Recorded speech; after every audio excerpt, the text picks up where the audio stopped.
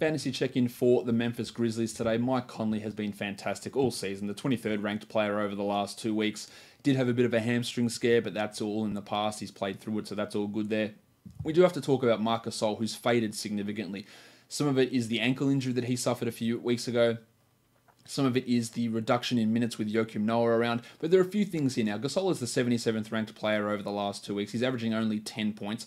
But it's because he's shooting only 35% from the field. Now, that is bound to come up. He was well above expectations in terms of field goal percentage to begin this season. This is a guy whose field goals were low 40s last season, and he was low 50s to begin this year. So there was regression coming, but not to this level. He's still blocking 2.3 shots and still playing 34 minutes a night. So it is a little bit of a buy low opportunity for Marc Gasol. JaMychal Green, his ranking stands out to me, the 61st ranked player over the last 2 weeks in only 25 minutes a game. There are a few anomalies there as well. 1.6 steals and 0.6 blocks. Well, maybe the 1.6 steals is more anomalous than the blocks. That is due to come down. And he's shooting 59% from the field and 41% from three. I don't think he's going to be able to maintain that level of efficiency. And the playing time is up at 25 because Jaren Jackson Jr. has been in foul trouble for the majority of games over the last 2 weeks.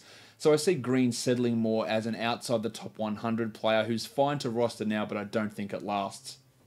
As for Jackson, if anybody drops Jaren Jackson Jr., they're dumb, and you need to go and grab him. He's only played 26 minutes a night, but he's still the 66th ranked player over the last 2 weeks, averaging 14 and 5 with a triple one on 50 and 96% shooting, and his blocks are well down. He could very easily be a 2.5 block per game guy. He needs to be rostered in all leagues, and this is a slump for Jackson. He is a top 20 guy when absolutely firing.